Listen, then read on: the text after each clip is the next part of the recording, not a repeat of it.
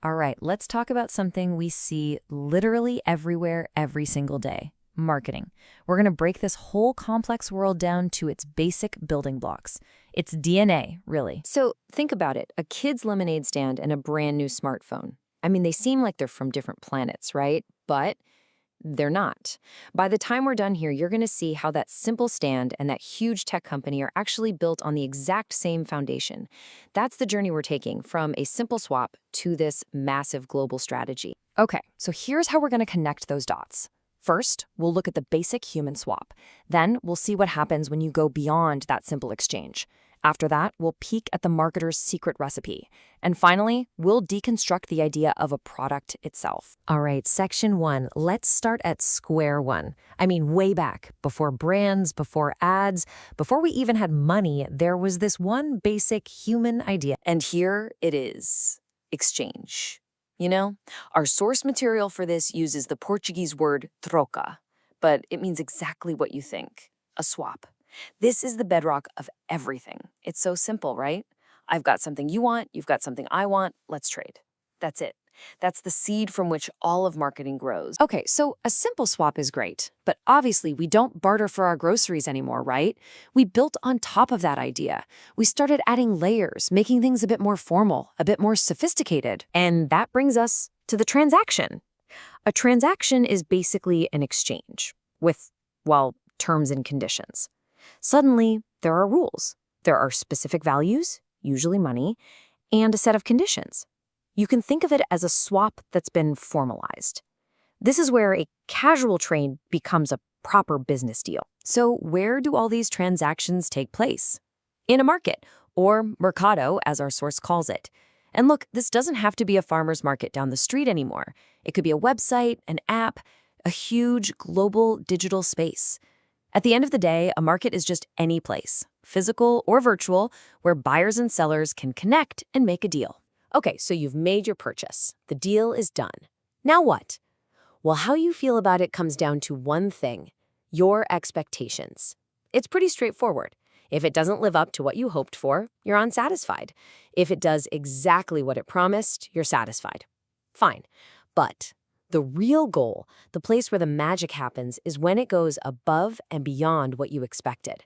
That's when you're not just satisfied, you're delighted. This leads to a super important point, something people mix up all the time. Satisfaction is not the same as quality. See, satisfaction is personal. It's totally subjective. It's all about how you feel and what you expected. Quality, on the other hand, is more objective. Our source defines it as the technical absence of defects. So think about it. You could have a product that's technically perfect, zero flaws, high quality. But if it doesn't solve your specific problem, you're still going to be unsatisfied. They're connected, but they are not the same thing. So, if the ultimate goal is to delight people, how do you keep doing that over and over again?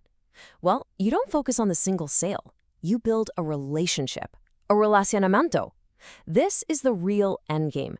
Great marketing is not about one-off transactions. It's about building long-term, mutually satisfying connections.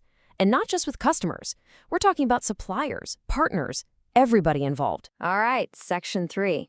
We've got all these puzzle pieces on the table now, right? Exchange, transaction, market, satisfaction, relationships. But how do companies actually wrangle all of this? How do they manage it? Well, they have a playbook, a kind of secret recipe, if you will. And that recipe has a name. It's called the marketing mix. And this isn't just a bunch of random things they do. It's a very specific, very deliberate set of tools that marketers use to influence the market, to build those relationships we were talking about, and ultimately to create value for you. And here they are, the famous 4 Ps of marketing. You've probably heard of them: product, price, promotion, and place, which is really just a word for distribution. But look closely. What's the most important part of this whole diagram? It's what's right in the middle, the target market. That's us. That's you. Everything a marketer does, every decision about the product, how much it costs, how they tell you about it, and where you can get it, it all revolves around the customer. Okay, last section. To really show you how complex this can get, we're not going to try and cover all 4 of those Ps. Instead, we're going to do a deep dive on just one of them, the product. And you might be thinking, the product? That's the easy part. Well, let's just say there's a lot more packed into that one word than you might think. So what is a product, really? Our source puts it perfectly. It's anything that can be offered to a market to satisfy a need or a desire. See? It's not just a physical thing. It could be a service, an experience, even an idea.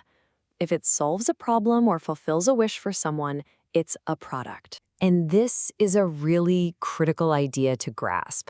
A product isn't just the thing you hold in your hand.